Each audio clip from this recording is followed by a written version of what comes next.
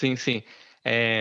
No caso, para a gente falar do socialismo, o ponto que você quer chegar é que o socialismo ele é versátil, né? Que a gente tem que começar falando de Marx, porque Uhum. Marx, no caso, que inventou, digamos assim, o novo socialismo, Marx e Engels, no caso, que é o socialismo científico, porque existem vários tipos de socialismo. Antes de Marx já existia o socialismo, só que Marx ele faz uma ruptura e fala, olha, esses socialistas aí, eles são socialistas utópicos. Eles imaginam um mundo ideal da cabeça deles, de como deveria ser o socialismo, e eles trabalham em cima dessa visão utópica, né, de como deveria ser, que bom se fosse assim. E nem sempre essa utopia que estava na cabeça dos caras era realizável, né? Então, o Marx ele implementa a ideia do socialismo científico, que é o quê? No caso, quando eu for usar a palavra utopia agora, vai ser no sentido de objetivo. Então, é, a classe trabalhadora, depois que ela toma o poder do Estado, o que, que ela faz? Ela se reúne democraticamente para decidir, digamos assim, qual que vai ser a utopia. Essa utopia ela tem que ser concreta, ela tem que ser realizável.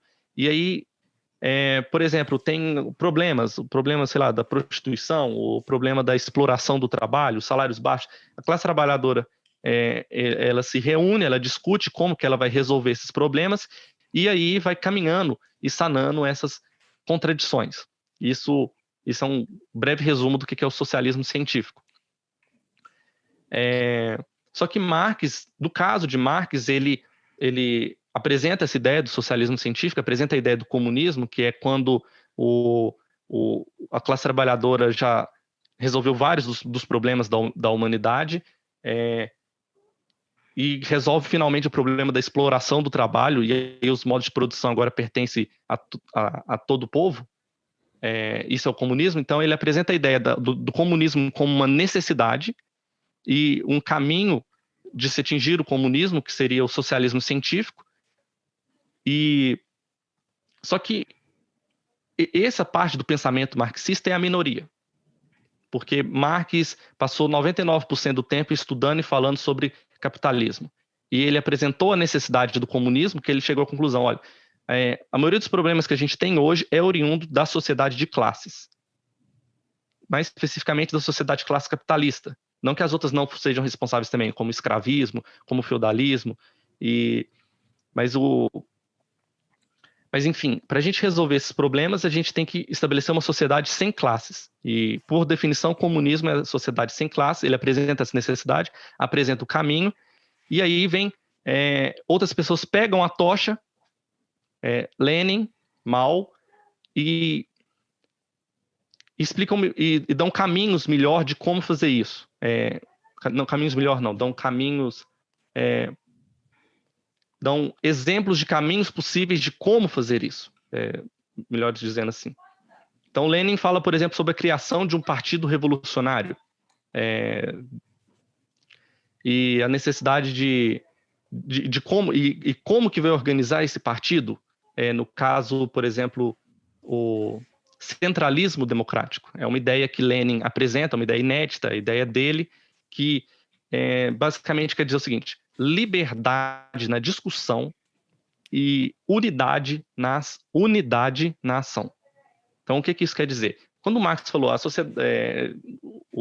classe trabalhadora se reúne e discute de como vai resolver os problemas, e aí ele não falou como que se reúne, como que discute, etc.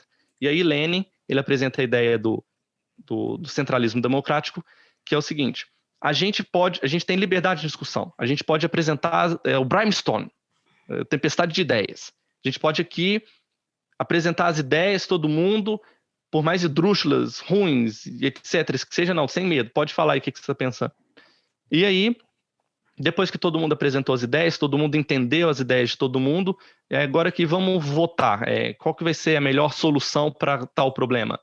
E aí todo mundo vota, e beleza, agora a gente tem que ter unidade nessa solução que a gente discutiu e aprovou.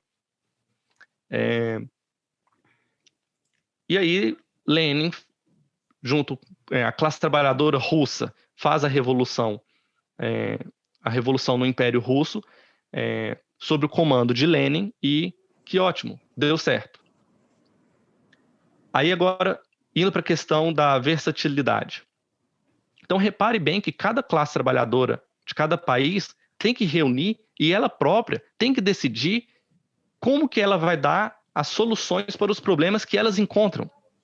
Então, por que o socialismo é versátil? Porque se o socialismo for implementado na Angola, então é tarefa dos angolanos fazer o brainstorm, tentar Nesse ponto que eu ia entender a chegar. realidade, entender os seus próprios problemas, e eles próprios têm que apresentar a solução para os seus próprios problemas. Exato. Então, Era a questão